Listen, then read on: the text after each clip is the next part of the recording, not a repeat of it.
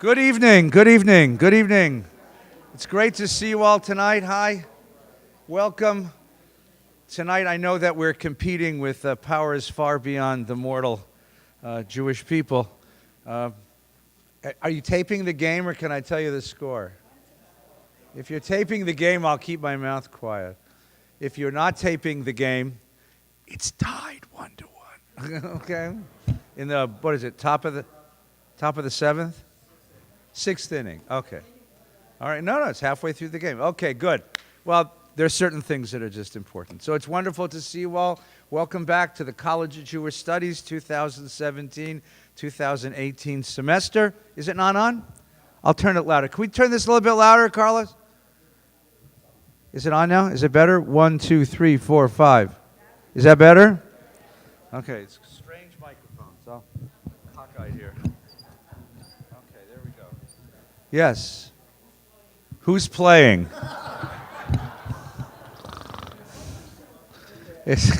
Who's playing? I love it. I'm trying to think of a snappy answer. Give me an hour. I'll think of something sufficiently sarcastic to answer you. Tonight we have a wonderful guest, so I want to get right to it. So if everyone will stand from your seats, turn to the folks beside you and wish them good evening and welcome. And for good measure, just say, "Go Dodgers." Yeah. Always a Jewish team, right.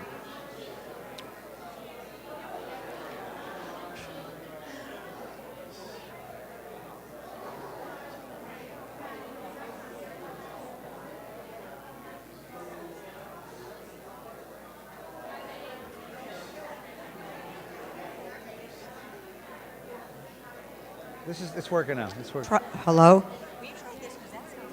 Does it sound bad? Okay. Okay. Now extend your arms about and embrace the people beside you. Yes, it's better. Okay. Baruch atah Adonai Eloheinu melech haolam asher kidshanu mitzvotav v'tzivanu la'asok b'divrei Torah. Yaseh shalom, yaseh shalom. Shalom aleinu ve'al kol Yisrael. Yaseh shalom, yaseh shalom. Shalom aleinu ve'al kol Yisrael. Yaseh shalom. Next week. Yaseh shalom. Shalom aleinu ve'al kol Yisrael. Yaseh shalom. Yaseh shalom. Shalom aleinu ve'al kol Yisrael. Yaseh shalom. Yaseh shalom. Oy vey. Shalom aleinu ve'al kol Yisrael. Please be seated. Good morning. Welcome. Nice to have you all here. College of Jewish Studies. If you're a part of VPS, if you're a guest, if you're in the neighborhood, if you're coming to visit us, we're delighted you're here. College of Jewish Studies offers university-level learning. No quizzes, no football team, no sororities, no political stuff, just an opportunity to learn as a grown-up. So we're delighted you're here tonight. This year, we're doing a survey of Jewish history, so coming attractions next week, we will begin our first unit. We're going to talk about the Bible. I'm going to ask you to think about the narrative arc of the Bible and the major issues, institutions, and values of biblical Israel, the biblical era. And then following that, we're going to welcome two wonderful local teachers, Rabbi Zoe Klein of Temple Isaiah, who's written a number of books on the prophet Jeremiah, will take us through a walk through the book of Jeremiah, and our friend Rabbi David Wolpe, who has written a wonderful biography of King David, will come and represent King David as the quintessential biblical character. So please come. It's free. Bring friends. There's really good cookies. The brownies are a true improvement. So please come and enjoy. We're delighted that everyone is here to learn with us. As well, please be reminded on Shabbos mornings, we study together at 9 o'clock. This coming Shabbos, Lech Lecha, quiet Shabbos. The following Shabbos, my kid's getting married. We're having an ofruf, so come and eat lunch. Come. You're welcome. Yona, my oldest kid. He looked up from his computer and saw a girl, proposed marriage. She said yes. He went back to the computer.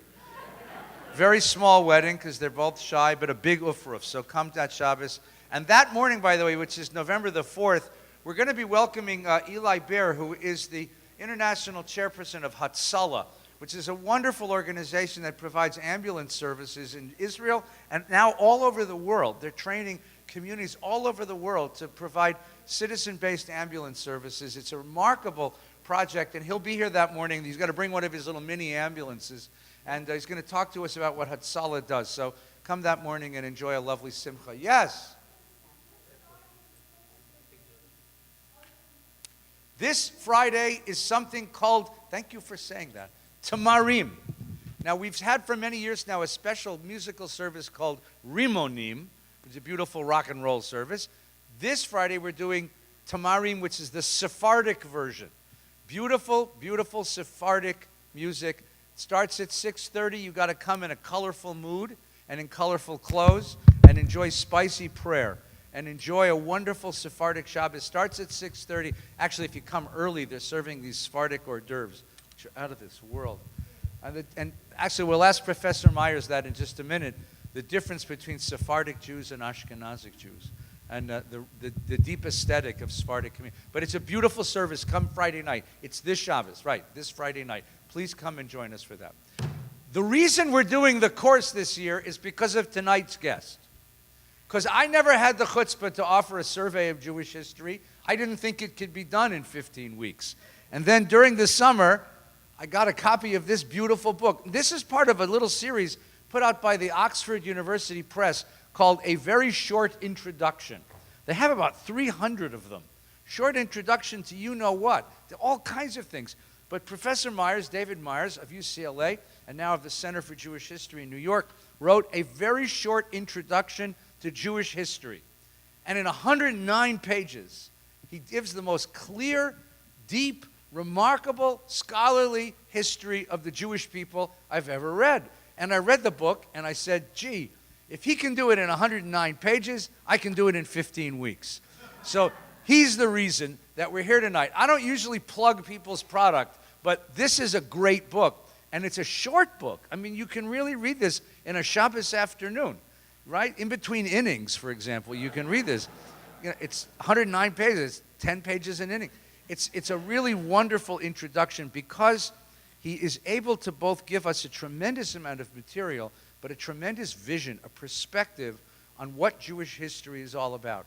And he begins with the most remarkable question, which is the one we left off last week, which is, why did we survive? What were the mechanisms of Jewish cultural resilience, creativity, and survival? Professor David Myers has been with us before. He's professor of Jewish history at UCLA and just now appointed the head of the Center for Jewish History in New York, which is a marvelous project. And we're delighted that he's with us tonight to share a very short history of the Jewish people. Please welcome Professor Myers. You've got to talk right into this mic. Thanks. Right into this mic. Right into the mic. Okay. Maybe we'll... No, not at all. Can you hear me in the back? Good evening, everyone. Erev Tov. It's a real pleasure to be here.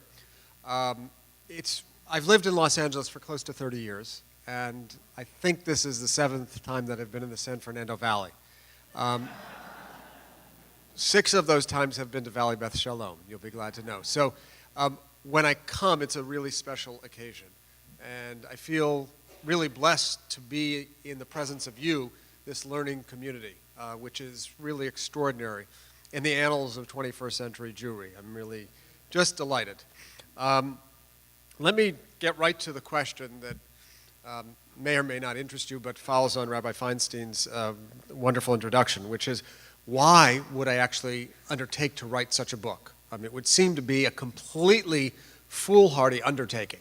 How can you compress 3,500, 4,000 years into 50,000 words? I'm in the midst of the second volume of Simon Schama's 800-page History of the Jews. My teacher's teacher wrote an 18-volume history of the Jews. I wrote a 109-page history of the Jews. Why do this? And I want to offer a few reasons just before I jump into the heart of the matter. First, I did it because I was asked by the editor of Oxford University Press to do so. There is this series, which has hundreds of titles, and it seemed like a particularly unique challenge. I've been asked before to write a textbook of the Jews, and that didn't seem particularly interesting. But this challenge, to distill the essence of Jewish history, seemed to be a particularly interesting challenge, and I'm delighted that I did so. The second reason why I agreed to do it is because I was trained by one of the great erudite scholars of the last 50 or 70 years, one of the towering figures in modern Jewish historical scholarship, Professor Yosef Chaim Yerushalmi of Columbia University.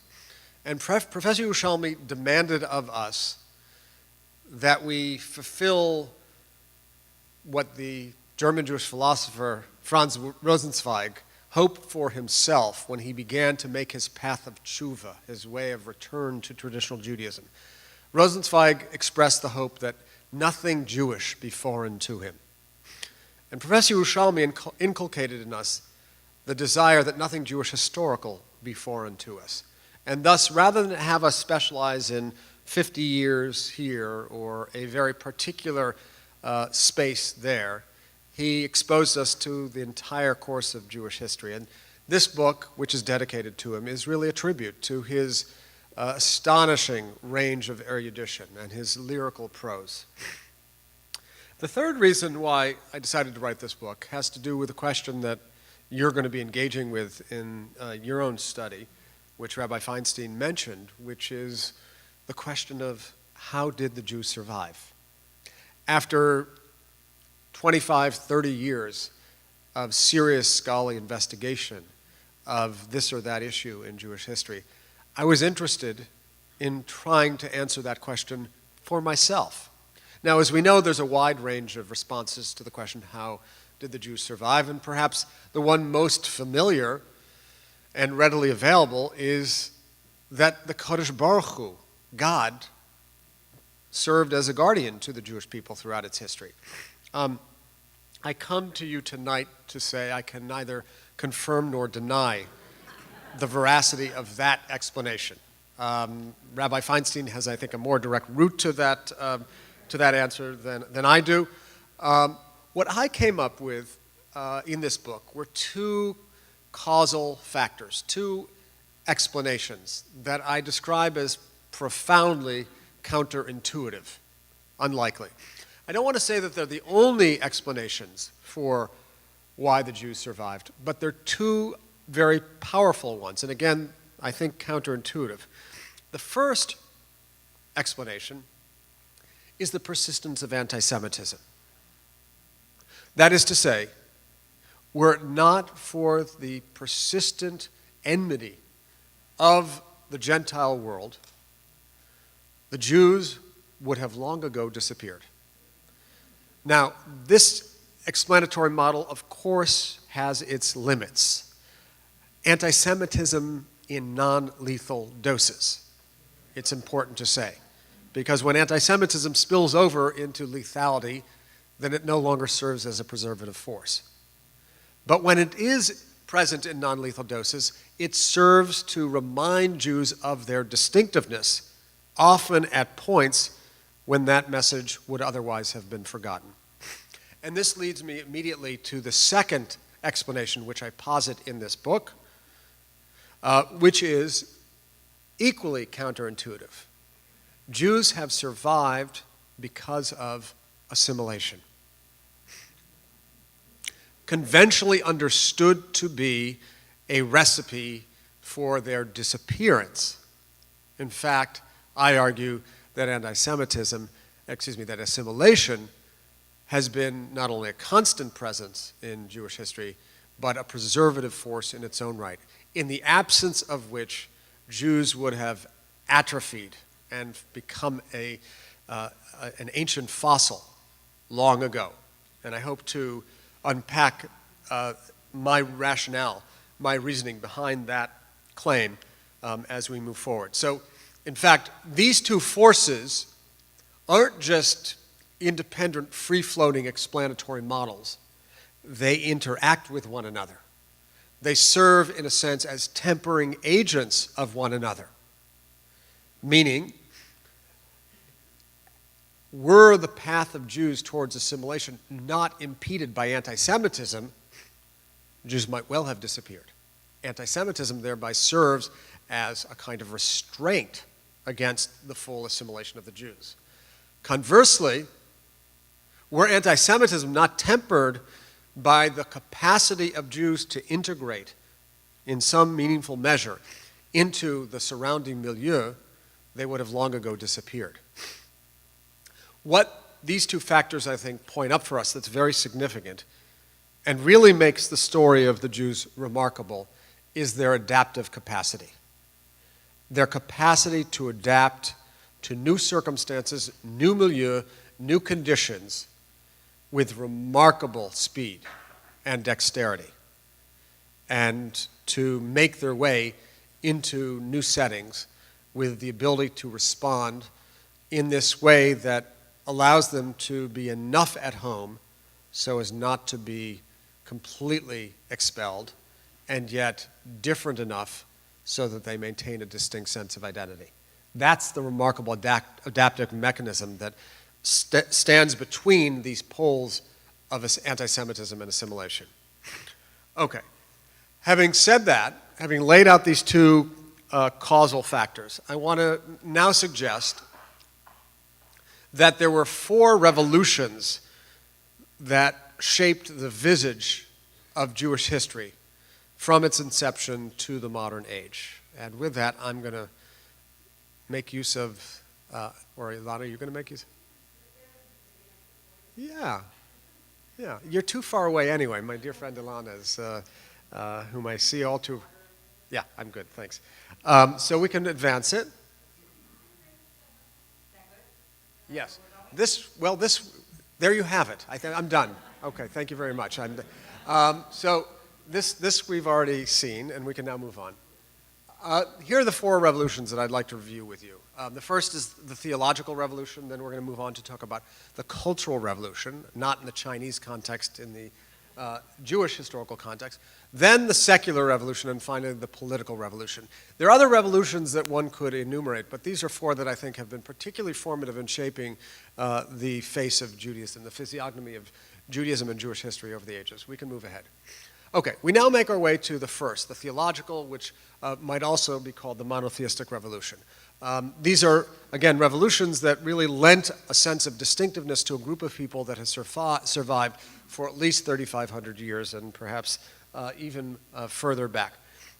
We're talking about a revolution that took place in what is known in scholarly circles as the ancient Near East, a region which witnessed the rise of many great civilizations and empires, including the Sumerians, the Mesopotamians, the Babylonians, the Hittites, etc., as well as the group that would come to be known as the Israelites, before then becoming known as Jews. Of course, they were also known as Hebrews, and the etymology of that term may relate back to an ancient Semitic term for wanderer or passerby.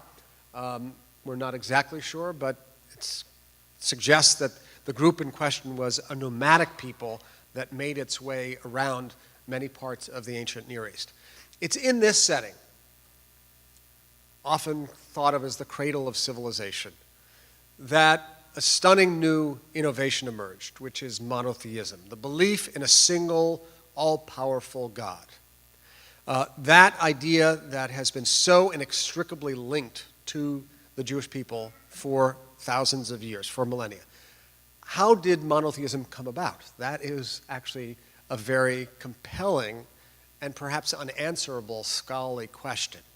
But some suggest that it came about as a kind of brilliant inspiration, monotheism in its fully developed form, in the 14th century BCE, in the form of a figure by the name of Moses, operating in the context of Egypt, where the Jewish people, the Israelites, were caught in a state of enslavement.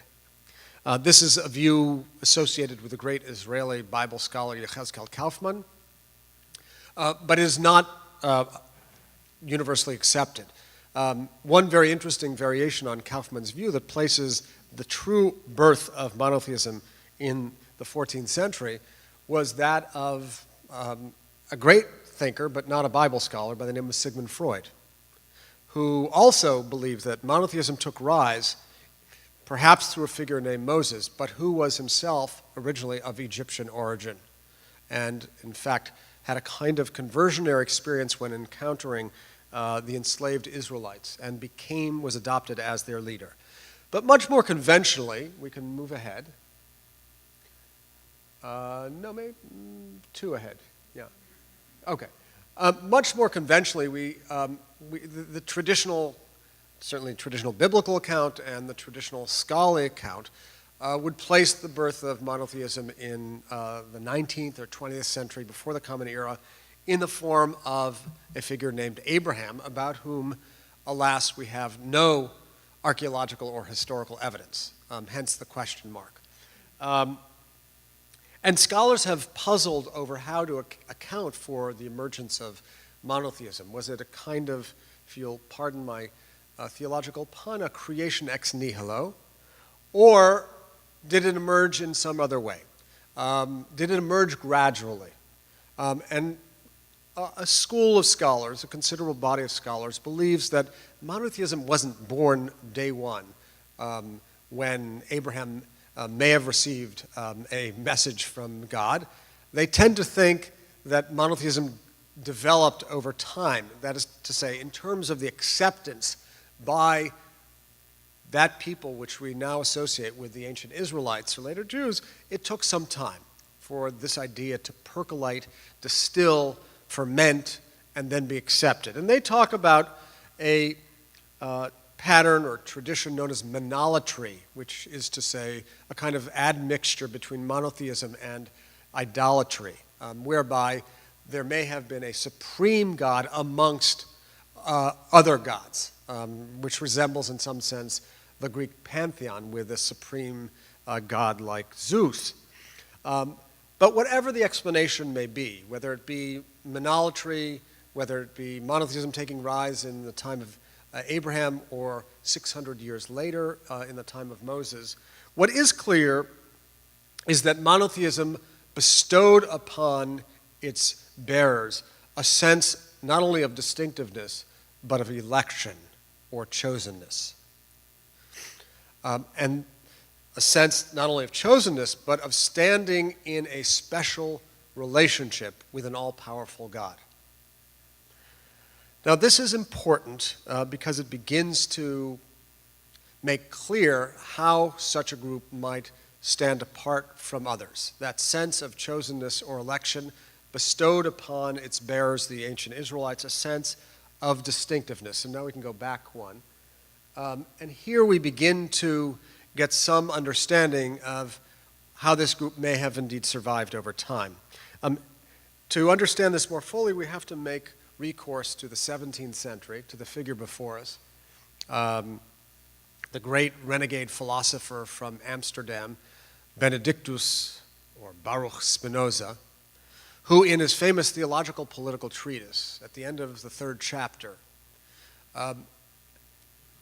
offered a profound insight into the survival of the Jews, in the course of which he said that the Jews' own sense of distinctiveness led them to separate or segregate themselves from the surrounding population, both as a matter of belief and then over time as a matter of ritual practice. That segregation led to a sense of exclusivity, which brought down upon the Israelites or Jews the hostility of the surrounding population. He says quite explicitly, segregation led to Gentile hatred. And here's the next and final move of Spinoza that begins to advance us closer to one of our key themes. That enmity or hostility or hatred of the Gentiles reaffirmed the Jew sense of distinctiveness. In other words, what we would call anachronistically anti-Semitism had the effect of preserving a sense of Jewish distinctiveness. And a question we will ask ourselves throughout tonight, and maybe even beyond, is to what extent is that still true? Does the presence of anti-Semitism, the perception of anti-Semitism, the reality of anti-Semitism serve as a key preservative force of the Jewish people? Okay, we can move ahead. And one more. Okay, well, as we know, Moses, the towering figure of the Jewish people at a vital point in its formation, is charged by God with leading the Jewish people from enslavement in Egypt to liberation and toward the fulfillment of the promise made in Parshat Lech Lecha, the promise made that the Jewish people should have a place of its own under the sun in a land known as Canaan and later Eretz Yisrael. A key figure in mediating between Abraham and Moses and helping us set the terms of reference for our evening was Abraham's grandson Jacob, who, as we know, famously engaged in a battle in the midst of a dream with an angel depicted here, in the course of which we develop the term that would come to apply to this people, Israel, engagement, wrestling with God. From that point forward, and we're not exactly sure when that is, and we're not exactly sure how to situate that in history, but at some point, that term applied to this people. Jacob's name changed and as a result of that encounter with the angel during the dream. The children of Jacob became the children of Israel, Bnei Israel, and the Israelites are born. So the group we're talking about are known as the Israelites. And they bear with them, they carry with them a sense of theological distinctiveness reflected in their monotheistic faith that becomes a source both of self-segregation and therefore of preservation. Okay, we can move ahead. We can move ahead further. We have got them. Okay, so Moses leads the Jewish people to the point of entry into the land of Canaan, the children of Israel. We can move ahead. And what's important to note is that when Jews make, Israelites and later Jews, I'll use the terms interchangeably, term Jew is actually a geographic marker referring to an inhabitant of the area of Judea, the region of Judea, a term bestowed upon the Israelites by the Greeks when they make their way into the region. But what's important is that sense of distinctiveness with which Jews or Israelites make their way into parts of the Middle East necessarily introduces them into what we can call a triangle of power. When they make their way to a new environment, there are three legs to the political relationship involving this group. First, there is the Jewish population. Second, there is the local population. And third, there is the sovereign. This relationship requires a great deal of skill in navigating, because the Jews, as a small minority group with a distinctive theological position, are perpetually at risk. And they have to forge alliances with the local population and with the sovereign ruler. Very often, throughout Jewish history, Jews find it most expedient and effective to forge alliances with the political power, the sovereign. And this is a relationship that has been called the royal alliance of the Jews. And it has been its own very important preservative force. But wherever we make our way in Jewish history, we often find this triangle of power, where the Jews, as a small, distinctive group, find themselves in relationship with the local populace, which is not Jewish, may not even be in antiquity monotheistic, but which nonetheless interacts with the Jews, especially and frequently in the economic sphere. Jews need to put bread on the table like any other group, and therefore need to have, at a minimum, constant economic interaction with the non-Jewish population. So there is that ongoing daily encounter that stands apart from the theological distance between Jews and their Gentile neighbors. Oftentimes, Gentile neighbors, as Spinoza suggested, feel a sense of resentment or dislike towards Jews. And it is by virtue of the fact that Jews have forged a relationship with sovereign power that they are preserved. Sometimes the triangle of power collapses when the sovereign finds it in his or her interests to deflect the anger of the populace in a convenient direction. That can entail the expulsion or the warrant of violence against Jews. That certainly is a phenomenon known. And yet, for most of Jewish history, it is the fact that this triangle of power serves as a kind of regulative mechanism to assure a relatively stable existence for the Jews.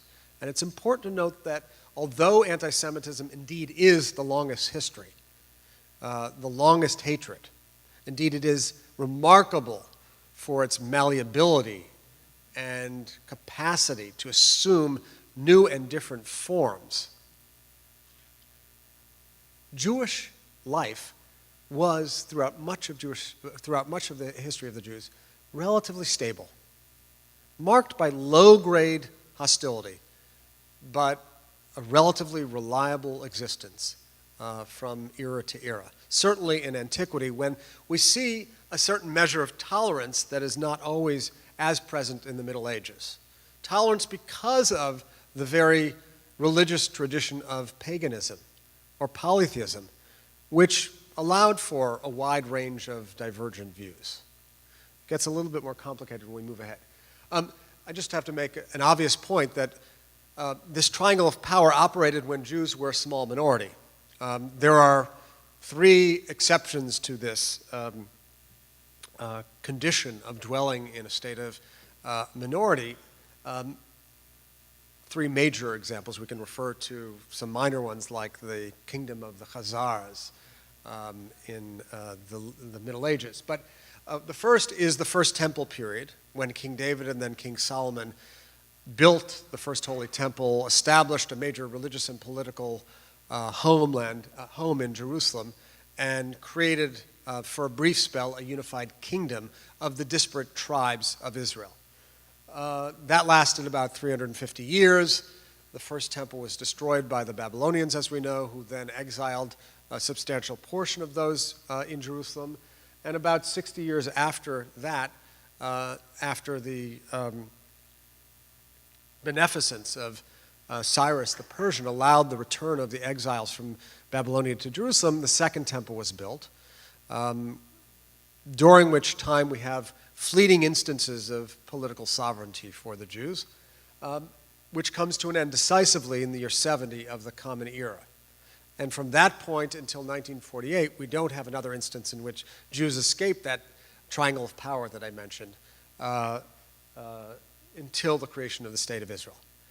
That triangle of power, again, should not be seen as the source of mourning because it really forced the Jews to hone their adaptive mechanisms in ways that enabled their survival. Without that adaptive mechanism, Jews would not have survived. That is one of the answers to the mystery of how did Jews survive throughout history, by developing this adaptive capacity to respond quickly to new exigencies. Many other peoples of far greater military and political power disappeared from the stage of history because they did not have that adaptive capacity. Okay, we can move ahead. So, bringing with them their own sense of theological distinction, we now make our way into late antiquity, as the period is known. And here, really, a key figure, and in a certain sense, well, not in a certain sense, for me, a great hero in the story of the preservation of the Jews is the great first century Alexandrian philosopher Philo. My sense is that were it not for Philo, Jewish history might have come to an end as we know it. Now, what do I mean by that? Philo, it's not exactly Philo himself.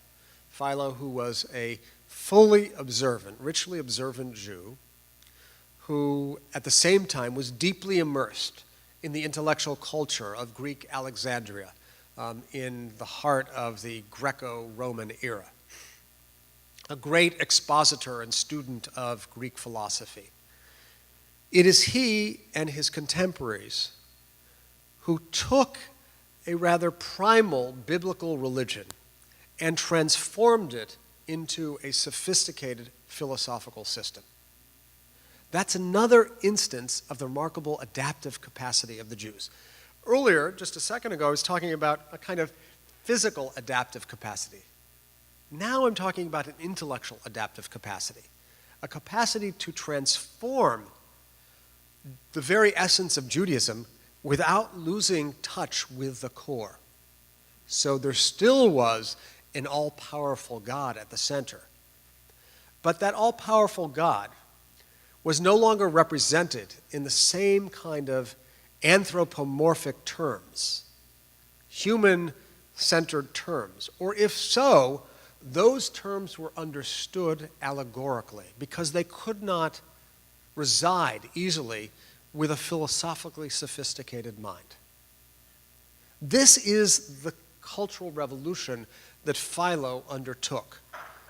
And as you can see, it might easily be dismissed, as some tended to dismiss it, as nothing more than derivative.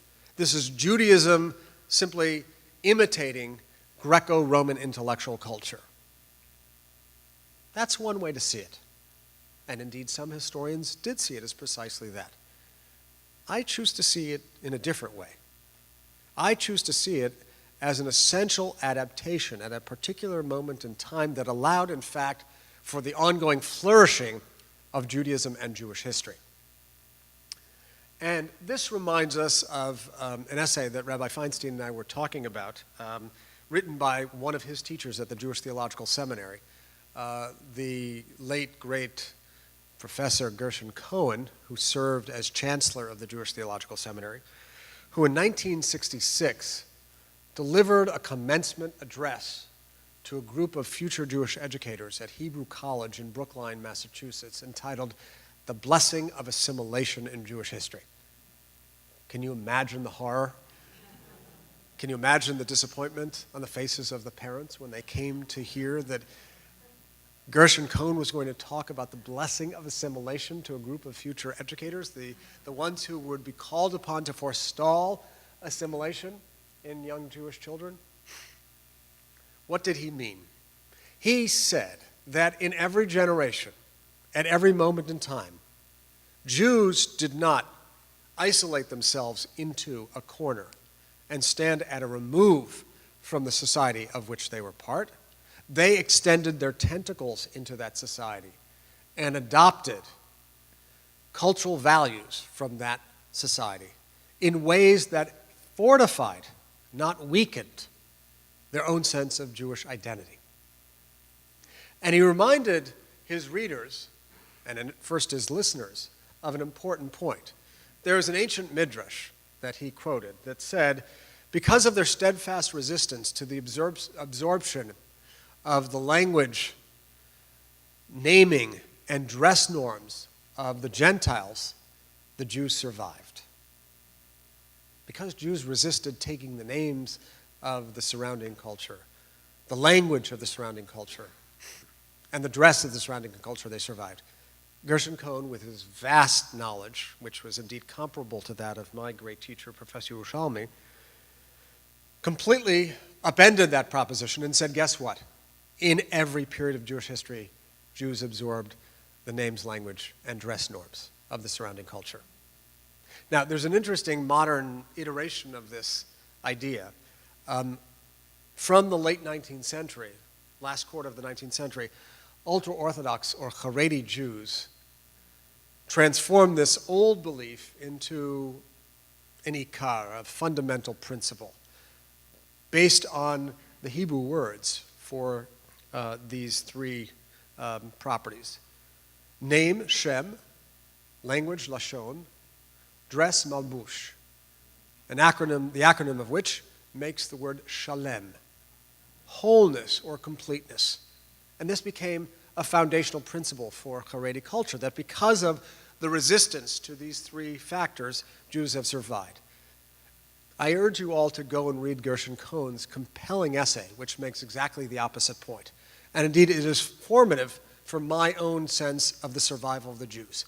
It's exactly what Philo underwent and what Philo translated by virtue of the fact that he was deeply immersed in the Greco-Roman culture of Alexandria that enabled the invigoration, the essential invigoration of Judaism, allowing it to survive, adapt, and flourish without losing a connection to a core sense of identity.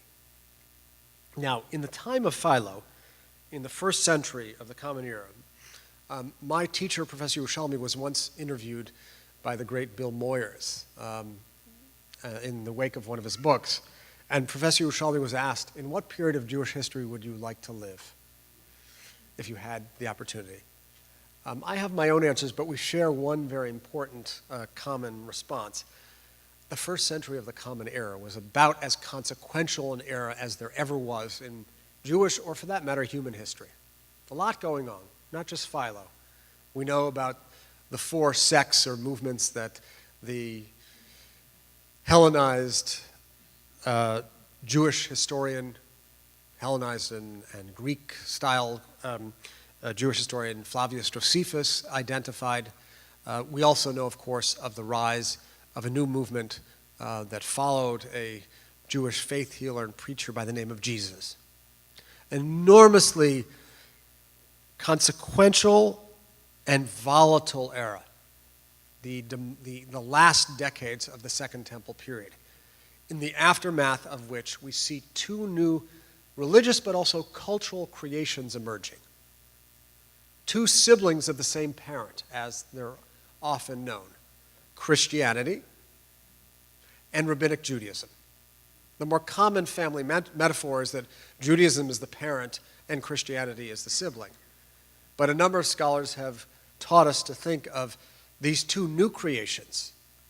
And we often think of Rabbinic Judaism, by the way, as a kind of desiccation of Judaism, a kind of evisceration of Judaism, a kind of deadening of Judaism through casuistic discourse. Were it not for the interpretive vigor of the rabbis, again, I think Judaism would have perished a long time ago. So we have to have appreciation for the cultural invigoration that came out of the rise of the rabbis.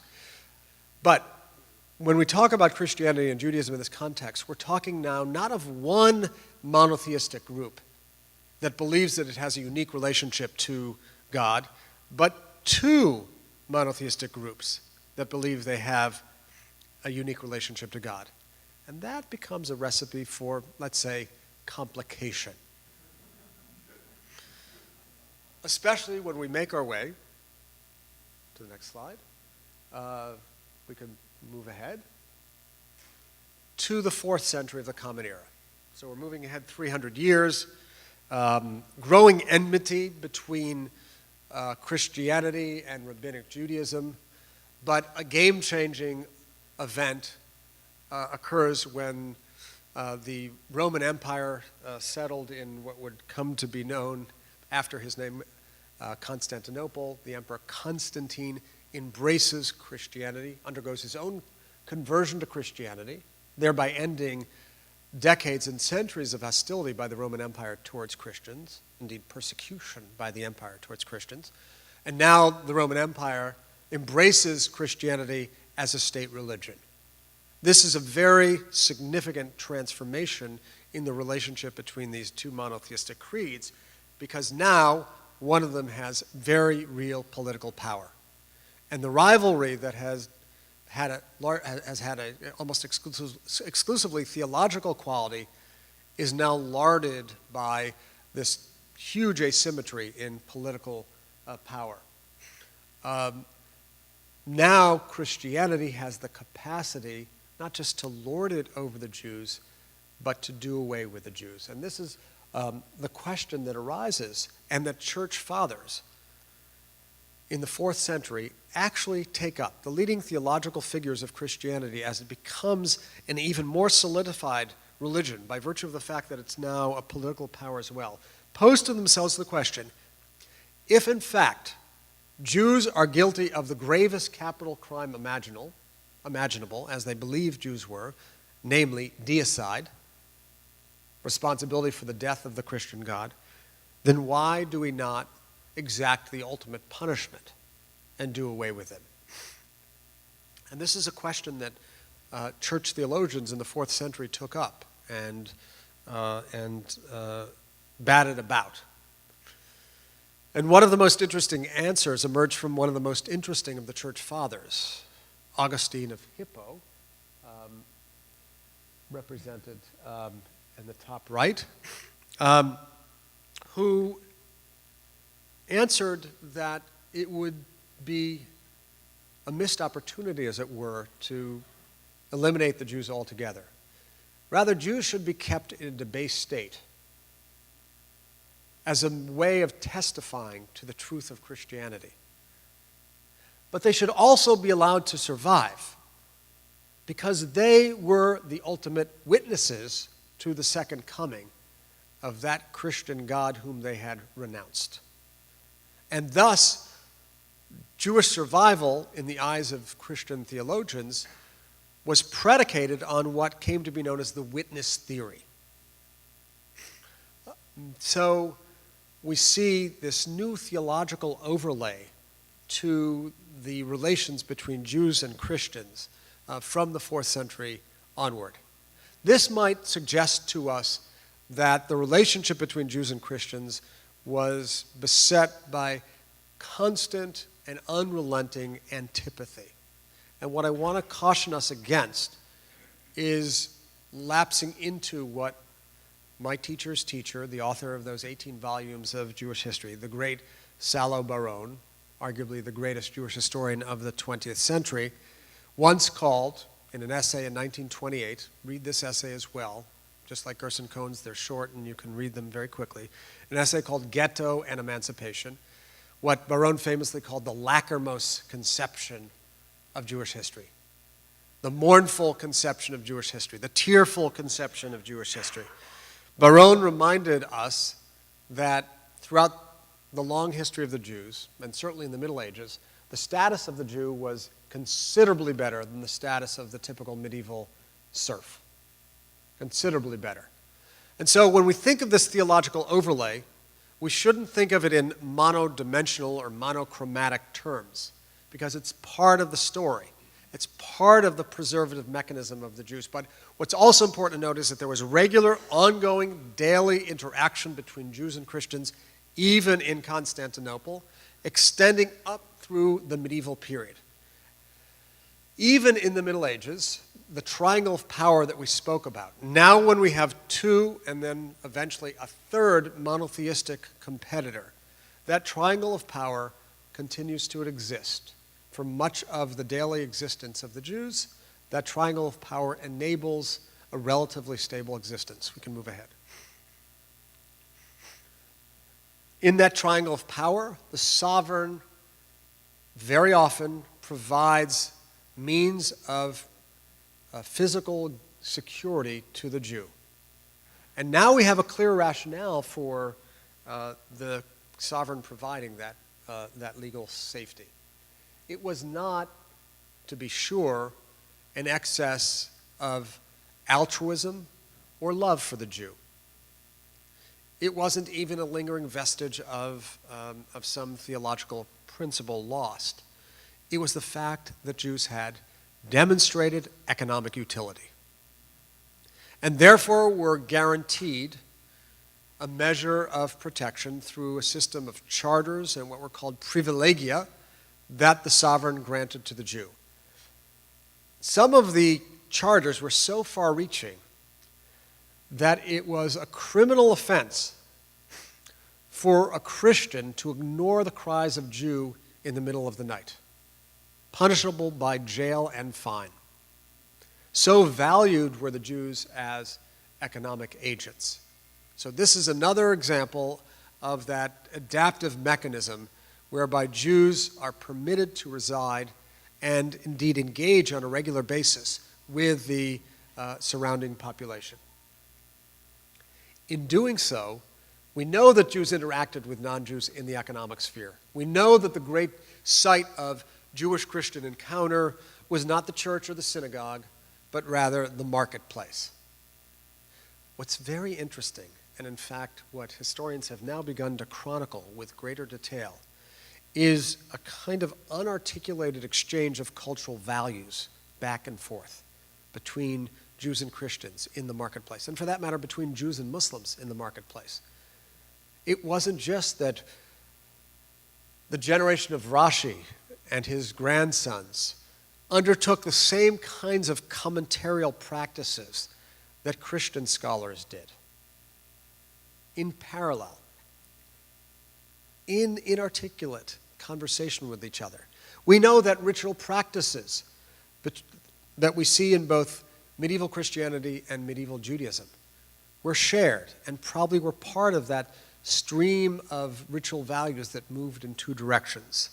So even in the Middle Ages, even in the most isolated of Jewish cultural milieu, medieval Ashkenaz, we see this exchange of cultural values back and forth between Jews and Christians beneath the veneer of theological hostility. And that theological hostility was not a fiction. It was also present on a regular basis. It was rendered emblematic in a famous and recurrent artistic rendering of the relationship between Judaism and Christianity at many churches throughout Europe, including the Notre Dame in Paris, which I'm sure some of you have seen. There is the classic representation of ecclesia and synagoga, church and synagogue. Church is depicted as forward-looking, upright, containing, holding in a hand a scepter with regal fortitude. Synagoga as blinded and very often as unable to hold on to a book, scripture, that is falling out of her hands. It wasn't just that classic representation in church architecture. We know that from the 12th and 13th centuries onward, even as there's regular encounters between Jews and Christians in the marketplace, but driven by that theological enmity, popular Christian culture creates a wide range of representations of Jews, physical representations of Jews, that reflect the belief in their fundamental inferiority or danger, for that matter. So it's very common to have representations of Jews as Satan, as satanic. This is some of the iconography of Christianity that we see in the 13th century that reflects this very complex tug of war, as it were, between the shared cultural values of Christians and Jews and the physicalized representation of theological difference between them. I think we have the game on. And let me just say to all of you, thank you so very much for sharing me with the Dodgers. Does anyone know the score? Maybe we can just announce it. Yes? 3-1. Who? 3-1 Dodgers, okay. What inning? 3-2? I think 3-2 might be more accurate than 3-1. I'm going to say that. 8th inning, okay. We can okay. So, 3-2. So these medieval dynamics reveal, I think, both the forces of anti-Semitism and assimilation in the sense that Gerson Cohn understood the term, which is to say, not as a robust, enthusiastic, mutual embrace of the cultural norms of the other, but often an unarticulated exchange of cultural ideals, in the absence of which Judaism and Jews would have become fossilized, ossified. It's that constant pushing into the cultural mainstream that has been a preservative force. And there's a wonderful example that I think reflects that process about as well as anything. And that is the steady stream of Jewish languages that emerge over time, that are drawn largely from the vernacular tongue of the new milieu. And then what do Jews do with that vernacular? They very often add loanwords from languages like Hebrew and render the actual vernacular tongue in Hebrew characters. So drawing from the culture of the host and then creating a new boundary around that linguistic vessel. And we know how central language is in the creation of culture and cultural distinctiveness. So what are some of the examples of this? Yiddish, Ladino, Aramaic, Judeo-Arabic, Judeo-Persian, Judeo-Italian, Judeo-Provençal. We could go on and on and on to get at this process that I'm talking about and that I think really brings to life Gerson Cohn's belief in the blessing, or at least the inescapability of assimilation in Jewish history. Assimilation understood in this way, not understood in the way that 20th and 21st century Jewish communal leaders understood it as the cause of the demise of the Jews, in this more historically textured way. All right, we can move ahead to our next penultimate revolution. From at least the 17th century, there was a sense that the complicated dynamics between Jews and their Gentile hosts in the Middle Ages might come to an end. In fact, it's in somewhere between the 15th and the 17th century that we even get this famous tripartite distinction differentiating ancient, medieval, and modern history. It wasn't as if people in the Middle Ages said, it's so good to live in the Middle Ages, so good to live in the Dark Ages. We like darkness. This distinction came later, and it came later as a way of separating the new from the old, and separating the belief that innovation was upon us, whereas the Middle Ages was about preservation of the dusty and old. We can begin this secular revolution that I'm talking about with the aforementioned Spinoza, who lived in the 17th century, about whom it is said that he was the first Jew to leave the confines of the Jewish community without converting, which says something very interesting. It says that when he left the community, he did not have to go directly into another religion, as was the case before, because there was no space before to be a free thinker who resisted any organized religious connection. That wasn't a possibility in the Middle Ages. Spinoza, in some sense, inaugurates the secular revolution based upon the belief that human reason is a liberating force, liberating us from religious or ecclesiastical hold, liberating us from superstition, from the obsessive domination of out-of-touch clerical authorities.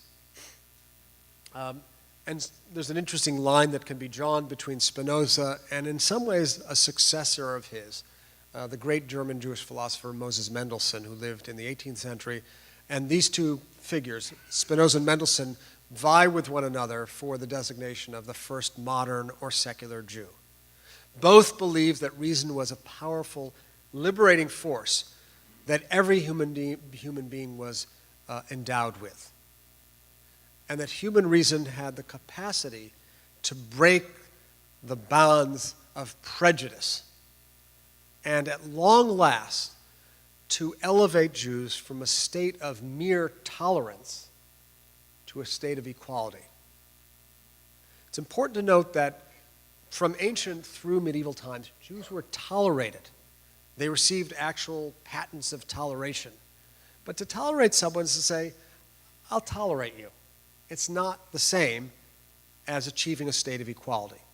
And that's what Moses Mendelssohn thought possible in the late 18th century through the European Enlightenment movement. And in fact, he was the founder of a Jewish variant of the Enlightenment movement known as the Haskalah. The Haskalah meant we embrace the world around us. We now believe that it is important to be a Jew at home, but a man in the street. It's a kind of bifurcation or division of one's identity between the private sphere and the public sphere. And in that public sphere, a Jew, according to the theory of the Enlightenment, according to Mendelssohn's notion of Haskalah, could be an equal, should be an equal with anyone else.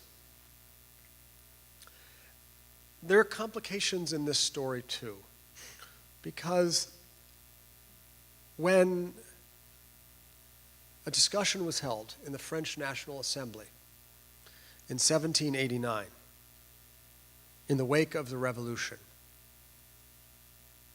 a young deputy arose and said, in terms of the emancipation of Jews, here's what I propose. Nothing to the Jews as a nation, but everything to them as individuals. This was Count Clermont-Tonnerre, speaking a few years, 3 years after Moses Mendelssohn died, in this era of heady optimism that perhaps a new era was upon the Jews, a new epoch was upon the Jews, an era in which they would be liberated and emancipated and at long last treated as equals, not merely tolerated. The triangle of power would be, in a certain sense, dismantled, and Jews would be no longer distinguished from non-Jews. But that very statement by the delegate to the French National Assembly masks a sense that the Jews bear something excessively burdensome in their culture. And in order to enter European society as equals, they need to strip it out. They should no longer bear the vestiges of their distinctive cultural identity. And so we might say there was a kind of double gesture by the part of European society to the Jew in this era of enlightenment and emancipation. Come into this new edifice of European enlightenment. And as the Jew stepped over the threshold of the door into that edifice, the door began to close.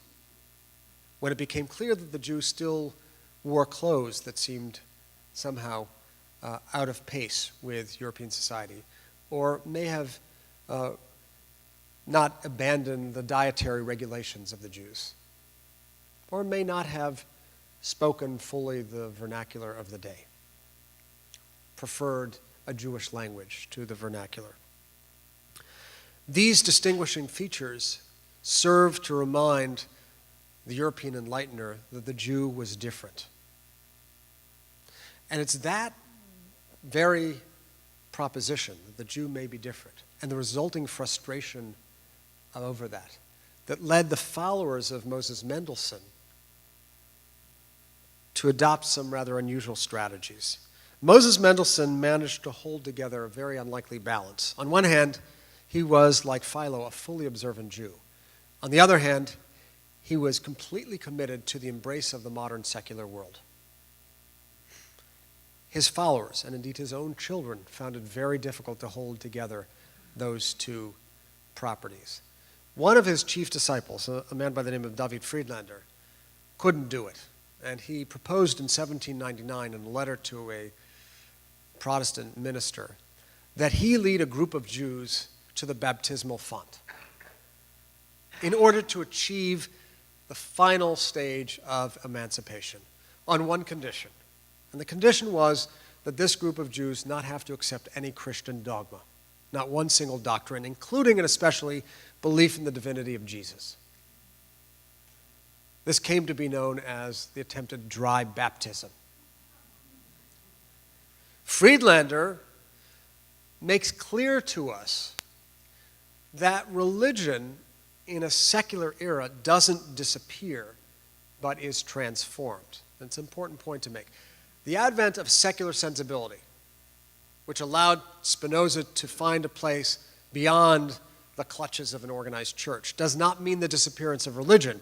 It means the transformation of religion. And in Friedlander's day, religion became a marker of social identity in the first instance. Jews wanted to convert because they could gain acceptance into European society. This proposal by Friedlander was a recognition that something was broken in the Enlightenment or Emancipation promise. We can move ahead. And in fact, over the course of the 19th century, we see that increasingly Jews resembled more and more non-Jews. They lost those distinguishing characteristics that led Clermont-Tonnerre to say nothing to the Jews as a nation. But at the same time, there was a new spike in the hostility of non-Jews to Jews. And how could that be? That's completely counterintuitive. Here, we are doing exactly what you've asked to us. We now joyfully eat pork and speak your language without an accent and wear your clothes and even are prepared to convert.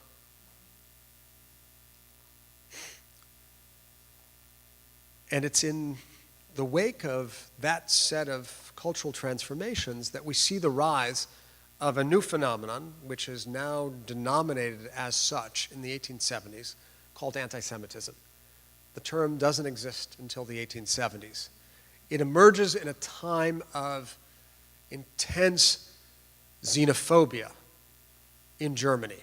A dizzying sequence of events took place in German lands in the 1870s, beginning with the victory of the Prussian nation over their hated rivals, the French, in the Franco-Prussian War of 1870-71, which led to the unification of Germany from a disparate set of states into a single nation in 1871.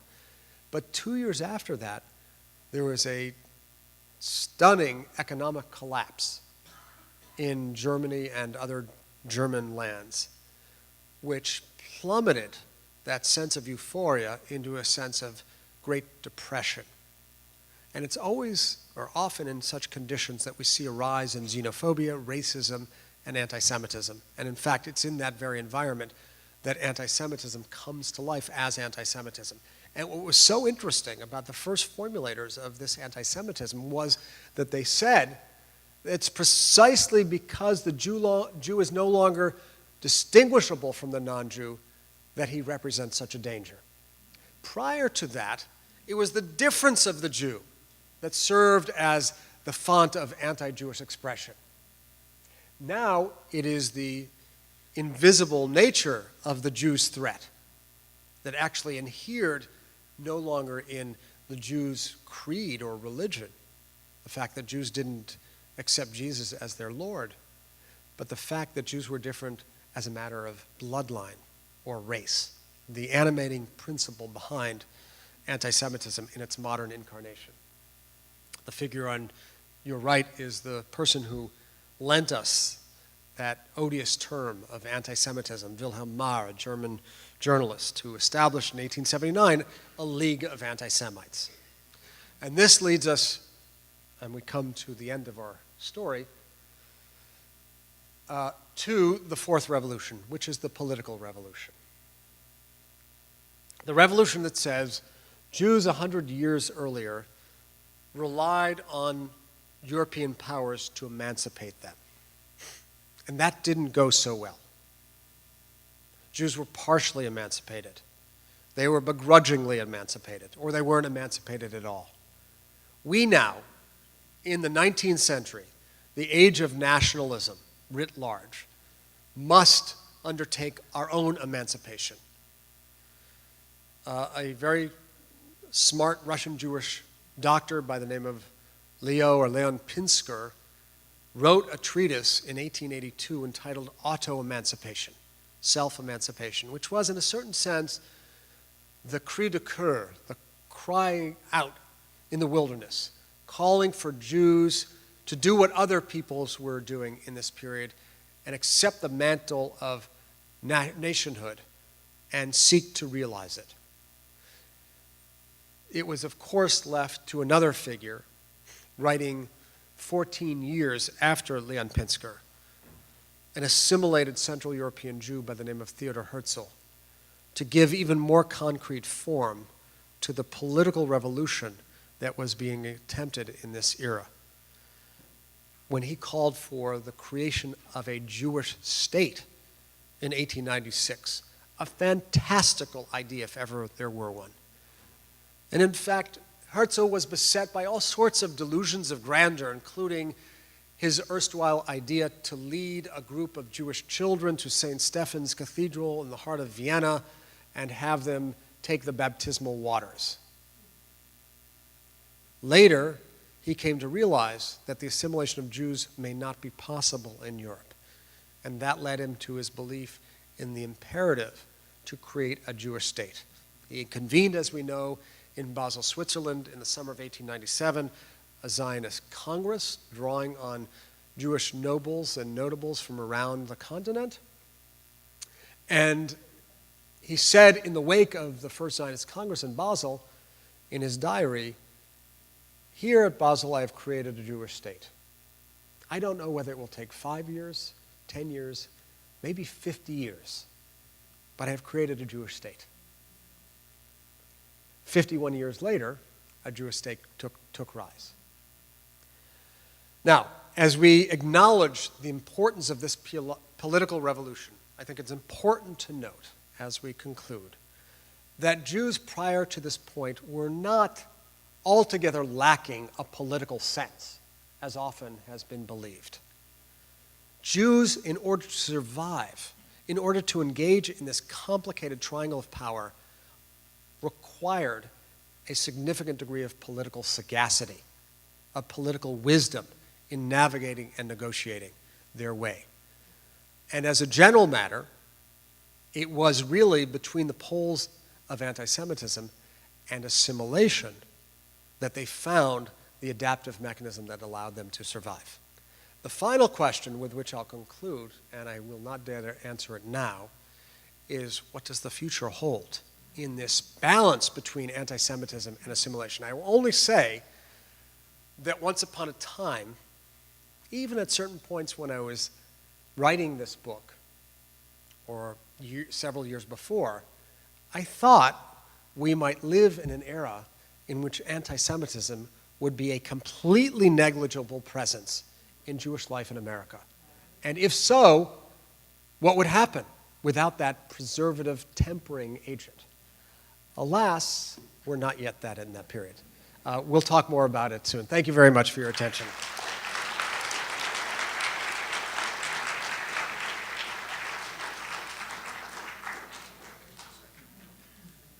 All right, so here's what the professor just said.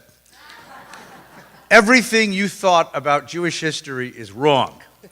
You and I were raised to believe that anti-Semitism is a mortal threat to the existence of the Jewish people, right? Right? Wrong. Anti-Semitism is a preservative of Jewish life. You and I were taught that assimilation is the destruction of loyalty to Jewish culture, right? Wrong. Assimilation is what kept us going. You and I were taught that the history of the Jewish people is a constant history of ever-renewing persecution, oppression, misery, torture, murder, pogroms, ghettos, right? Wrong. It's basically, we worked it out. We had this triangle of power. You and I were taught that Jews were basically an isolated people that developed their own culture away from the non-Jewish world because they erected either ghetto walls that kept them out or kept us in, right? Wrong. And you and I were taught that being a moneylender was a bad thing for Jews, right? Turns out that kept us alive through the Middle Ages. So, now we have to throw away everything we knew about Jewish history, go get a cup of coffee and a brownie, come back in 5 minutes. We have a lot of questions to ask the professor. As an introduction, I taught an idea that came from your teacher's book. The great historian Yosef Yerushalmi wrote a very famous book called Zachor. And in that book, he makes a distinction between myth and history. Myth are the stories that give our lives structure. They're the narratives that give us a sense of our meaning, our place in the world. And myths are not historical. We talked about this last week, right? The Thanksgiving story that we tell as Americans is not historically accurate, but it defines us as Americans. So Yerushalmi, in that famous book, offered the idea that in a certain way, history is the enemy of myth, and that to be a historian and to be a believing Jew or a practicing Jew was something of a contradiction in roles, and the book was sort of his tshuva for having done such a good job as an historian that he felt he was undermining the meaningfulness of Jewish history. Yeah. Now, I know that you live in the same world. You're a believing, practicing, passionate Jewish person, but at the same time, a very careful and carefully trained historian. Mm-hmm. How do you reconcile the two?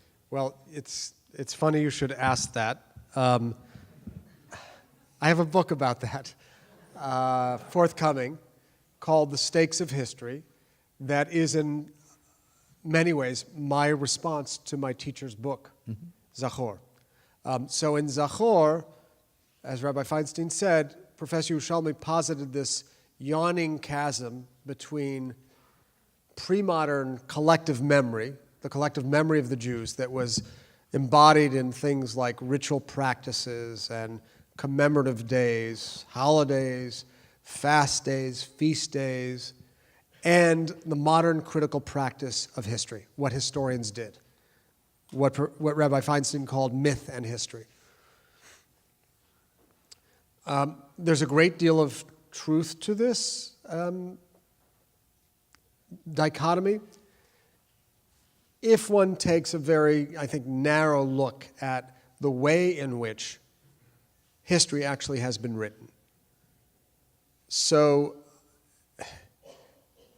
the distinction between memory and history, I would say, is not relevant until we make our way to the 19th and 20th centuries, when there emerges the idea of history as a science that brings with it its own quest for objectivity. When medieval chroniclers, writing in the wake of the Crusades, wrote historical accounts, they were not beholden to the protocol of objectivity. They sought to create a lasting historical image that would serve as a testament to the martyrdom of fallen Jews, and ultimately as proof of the existence of God, even though there was a lot of venting against a God that would allow Jewish children to be slaughtered in ways that we sometimes see in the Midrash. That's what we see to a certain extent in medieval Jewish historical writing. So the question becomes really important when we get to the modern era, when there's this new idea that what historians write is objective and true. And my response to that is, I don't abjure the quest for objectivity. When I set out to investigate an historical phenomenon, I try to understand it as I think it unfolded. But I'm also very mindful of the fact that I, like every other historian, am necessarily informed both by my environment mm-hmm. and by my dispositions, temperament, and prejudices in ways that make objectivity difficult, if not impossible. I'm also mindful of the fact, because I've studied the history of historians writing history, that historians have their own animating ideological impulses. And it might be Marxism for some, it might be nationalism for another. That ideological impulse doesn't mean that there's no value to be gained from reading the history of said historian. It just means that everybody comes from his or her own perspective. And I think when we acknowledge that, and if we look at the history of modern historical writing, we can see that there have been shifting ideological currents, the effect of which is to say that the gap between collective memory making and the modern historical enterprise may not be as wide as we thought. That historians are myth makers. Historians often craft collective memories. Historians often write not just lishma for its own sake, but to create living testaments for the future. I would say, for example, that a good number of historians who write about the Holocaust write in order to create a monument not to history alone, but to memory as well. And there's actually, there are some historians of the Holocaust who say, no, we're only interested in the history. And there are others, like our friend and colleague Deborah Lipstadt, who say, I'm interested in creating a living testament to memory for future generations. Mm-hmm. So my response to your question, and with all due respect and trepidation in the face of my great teacher, mm-hmm. is to say that I think that gap is narrower than we think. I think the boundary is far more porous than Professor Yerushalmi posited in Zachor. So if I could turn that for a moment, and again, forgive me for this, but if we were to turn that very rubric onto Professor David Myers and his book, Jewish History, A Very Short Introduction, in which he argues that assimilation and anti-Semitism are two of the most powerful preservative forces of the Jewish people, might one argue that living in the 21st century, when Jews are more integrated than they have ever been before in outside culture, in fact, we are leaders in so many fields of outside culture, that what Professor Myers has written here is a rethinking of the historical process so that we might understand ourselves now in a new way. Yes, I mean, I think what I thought you were going to ask is, now tell us, what does your identification of those two vectors, those two factors, tell us about you? Are you an anti-Semite and an advocate of assimilation? And I don't think I'm either. But I do think that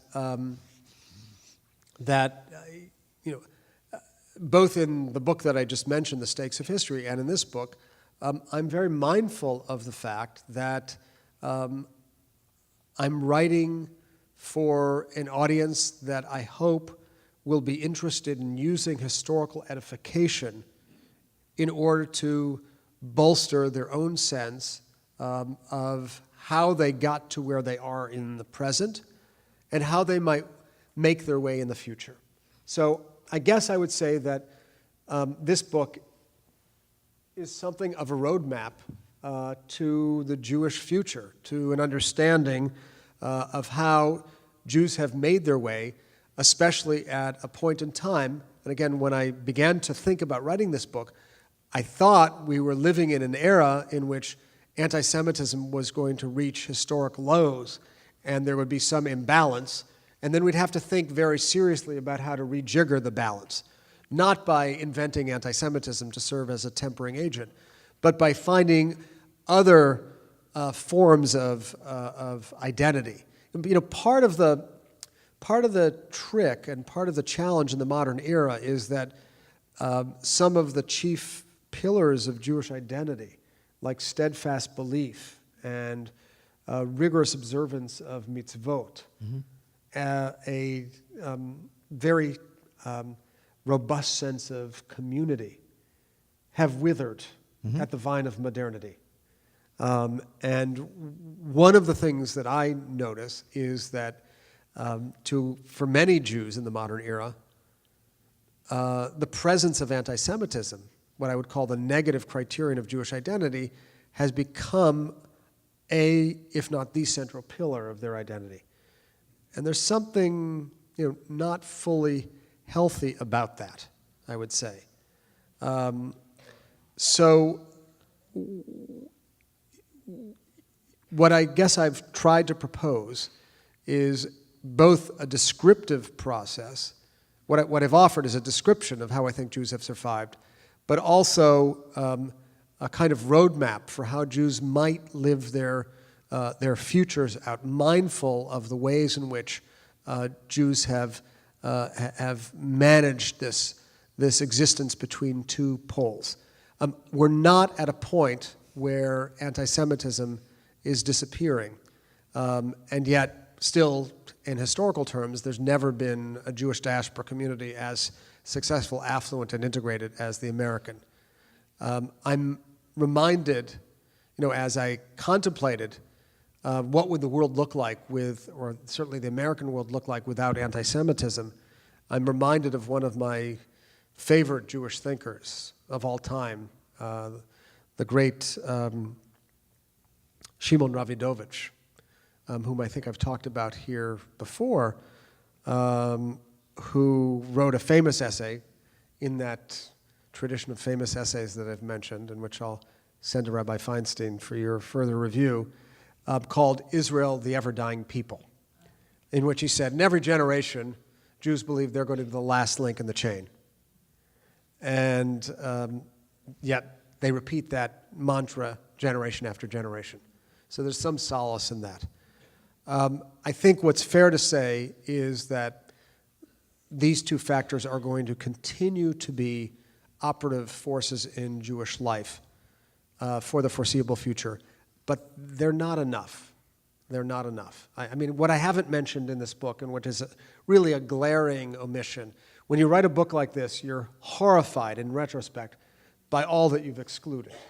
We got 109 pages. I mean, got 109 give pages. yourself a break. Yeah, exactly. But you're horrified by, I didn't spend enough time talking about, the extraordinary preservative force of Jewish ritual and the Jewish interpretive tradition and the rich legacy of classical sources. Didn't sort of, they're mentioned, it's mentioned, but that could have been a third pillar.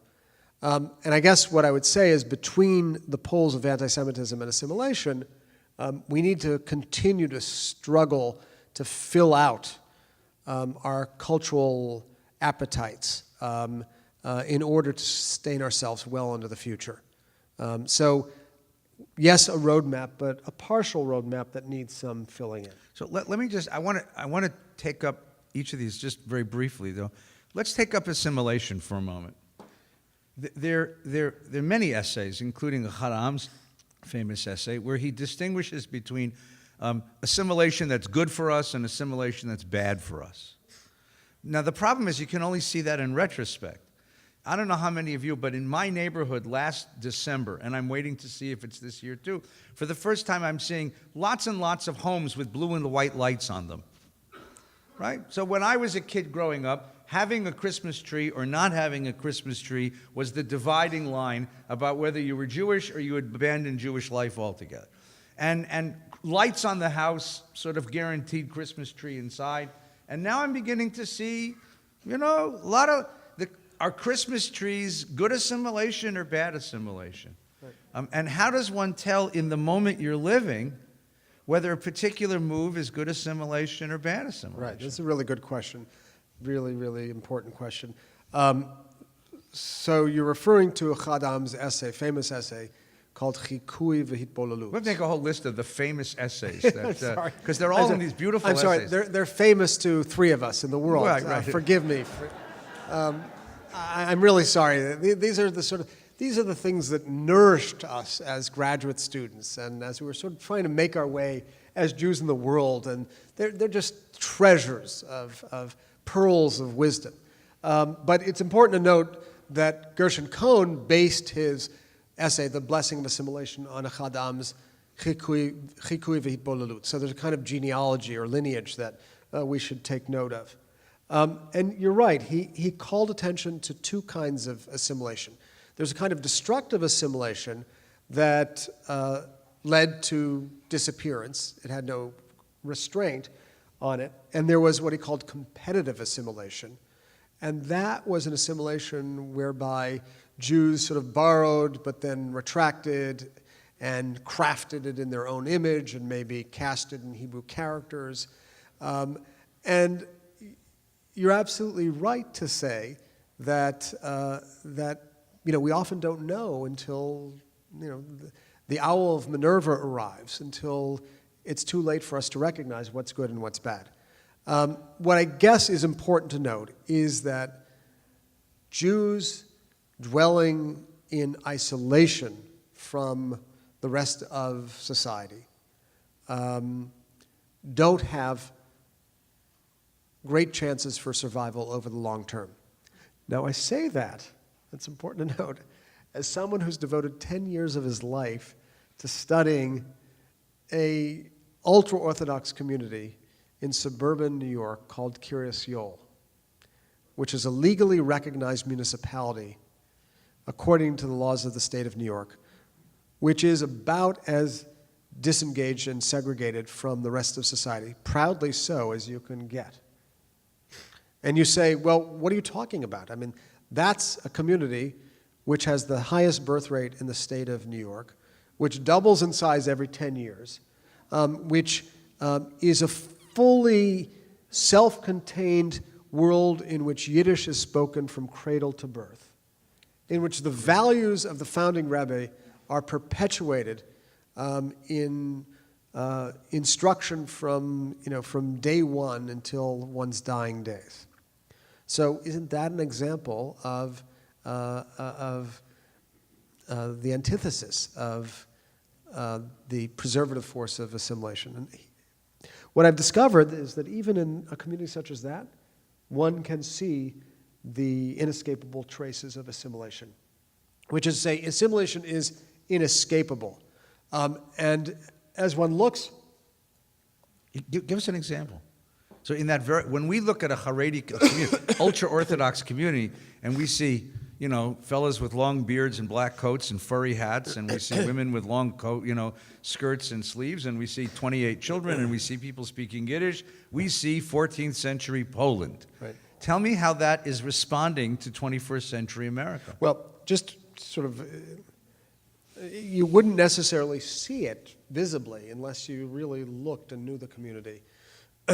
But such a community would not exist without borrowing from the political norms of the surrounding communities, the surrounding world. Kiryas Joel only exists because members of the Satmar Hasidic community engaged in political lobbying and activities that were drawn from American culture, by which I mean it was recognized and established that leaders of the community would make their way out into the world, handle with leading political officials. Political officials from the outside community would come in, engage in discussions and horse trading with members of the community from within, and that members of the community would engage in that decidedly quintessential act of American interest group politics, which is, say, block voting. Now, you would say that doesn't really touch upon the core culture, but it is a mode of assimilation and accommodation. The alternative would have been to say, we will have nothing to do with that outside world, and we will invest all of our hope in providential intervention, divine intervention.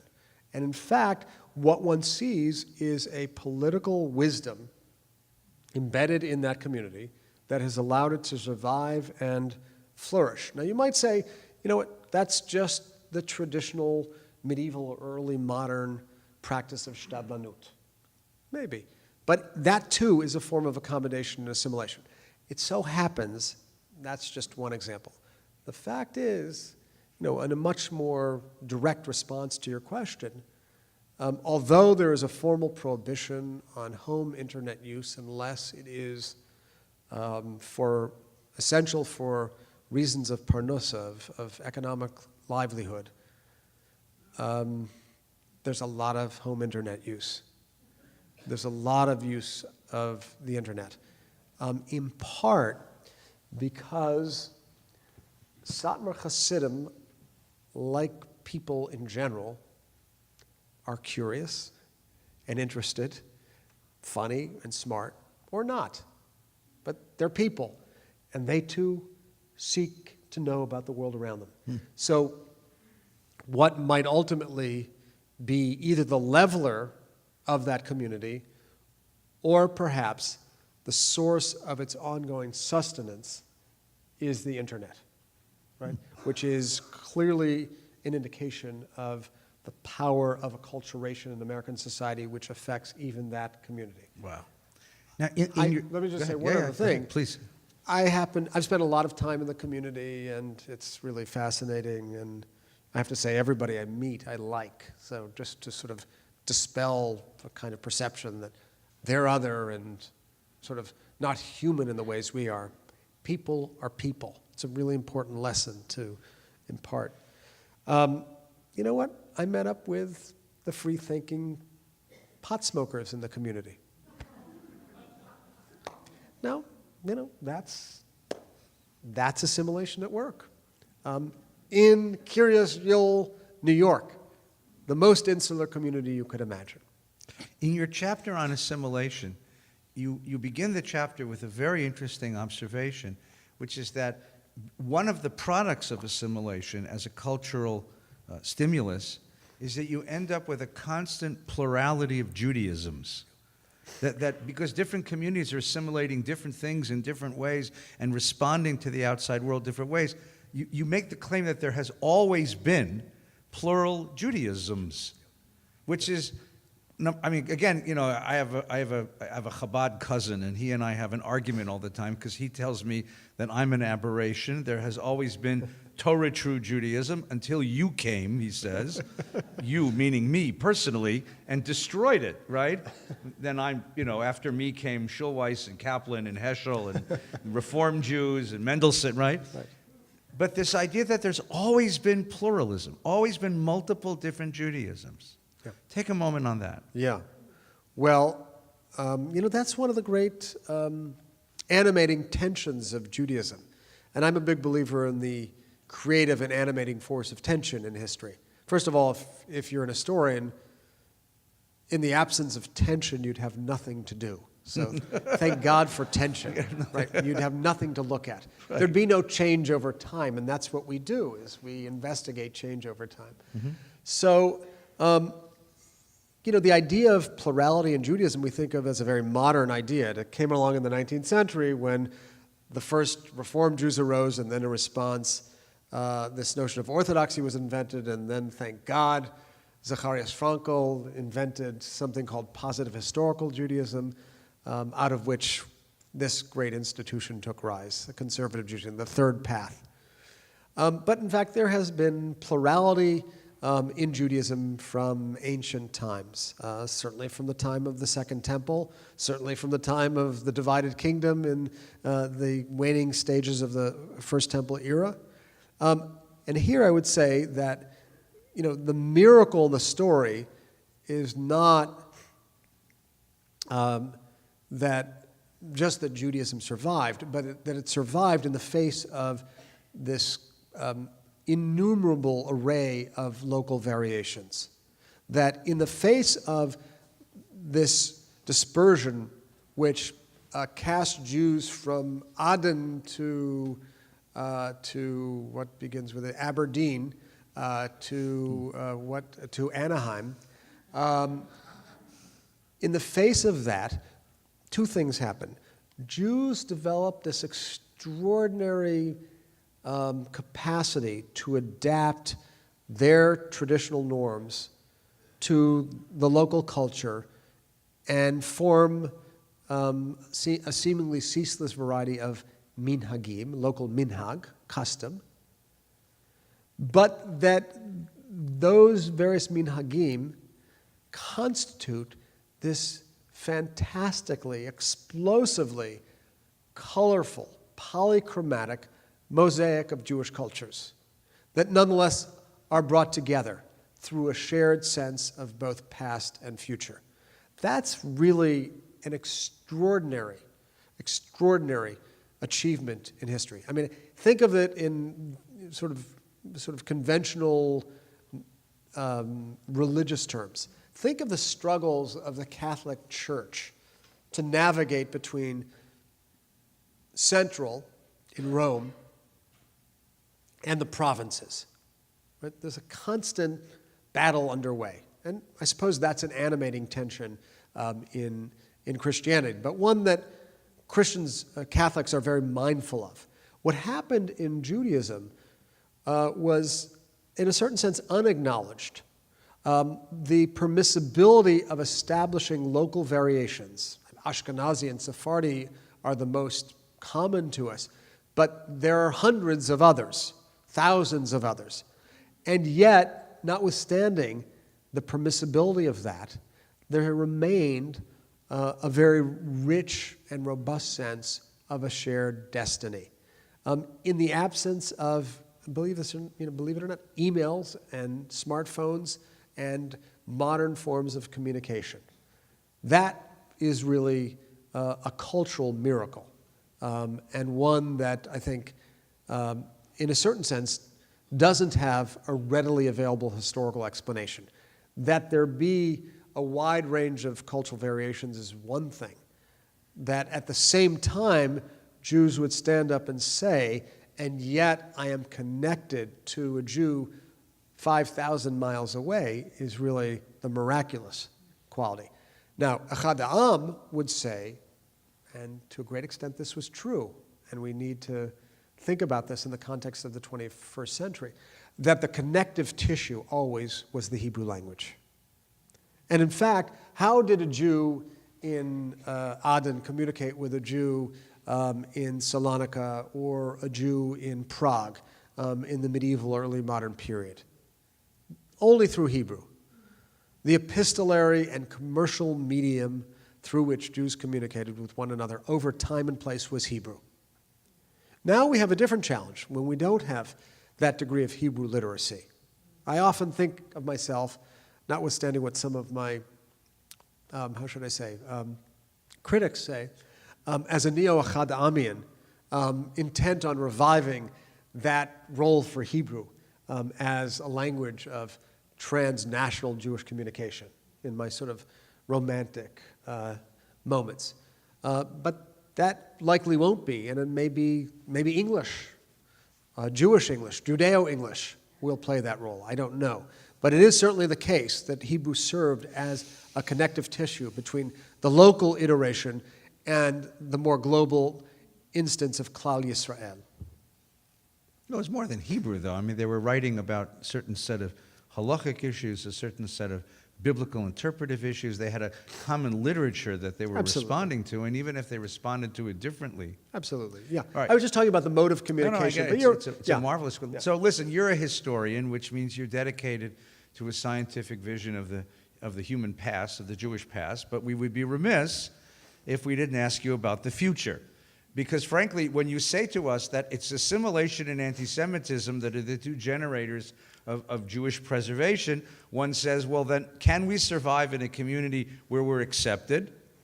And can we survive in a community where assimilation goes on to a degree far beyond anything my ancestors could have imagined? Yeah, so this is the question. Again, I have the great virtue of being an historian and therefore can simply sidestep these questions about the future. Not a prophet, not the son of a prophet. Right, so this is the question. Can Jews find something to substitute for anti-Semitism as a tempering force? Can they find something other than assimilation to the point of disappearance? Here I would say the following. There are two vectors that we can notice in contemporary Jewish life. One is, I think, the statistically more significant vector of drift, of alienation, of disaffection. Mm-hmm. The other is the vector of renewed engagement and institutional reinvigoration, of a kind of frenetic sense of the importance of building new edifices of Jewish identity, physical or otherwise. And I would say that throughout the modern period, these two vectors have often operated simultaneously and often generated a certain kind of friction with one another. That friction often manifests itself in an anxiety over the Jewish future. And that anxiety has itself driven often, or not just driven, but inspired the quest to build anew in order to ward off disappearance. Throughout modern Jewish history, we can see different manifestations of that anxiety that lead to moments of cultural renaissance. And I think America, in the last decades of the 20th century, early decades of the 21st century, felt that anxiety very profoundly. That was the era of the call for Jewish continuity, which was such a resonant call. And in that era, we saw tremendous institutional expansion of Jewish life.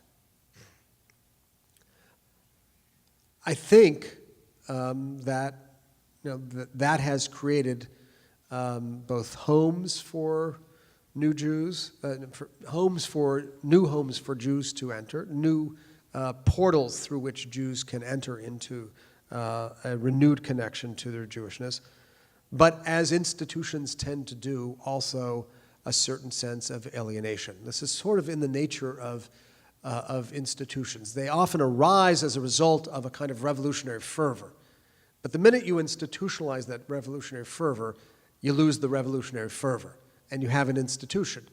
And it can provide lots of things. It can be a shul with a pool, and a brotherhood and a sisterhood, and all those are very meaningful things. But yet for some, they remain a kind of husk or external shell. And that's a dynamic that repeats itself again and again. What I can say is that I think we haven't vanquished that anxiety over the fear of Jewish disappearance. And that, for better or for worse, and I'm even sort of, although I don't find it, as a collective psychological proposition, the healthiest thing in the world, that anxiety, I think, will continue to exist. Having said that, if I were a demographer, I would likely be predicting that the American Jewish community in 50 years would be smaller than the current Jewish community and far more Orthodox in terms of its composition. Which is to say that in the absence of those factors, and especially one of them that I mentioned, I think we're not going to enter into a period of significant growth. Israel will be different, and there'll be a very significant reordering of the demographic proportionality between diaspora and Israeli Jewry. So I want you to hear what the professor said. The more you're worried about the future of the Jewish people, the better it is for the Jewish people. So I want you to go home tonight and really put in some worry, okay? It's probably not foreign to many of you. So. Right. I want to thank Professor Myers for being with us tonight. It's a privilege to learn with you. Thank you. We'll see you next week, 7 o'clock, the Bible. Thank you, man. It's a joy. It really is a joy. Just a regular thought. Two things. One is my daughter works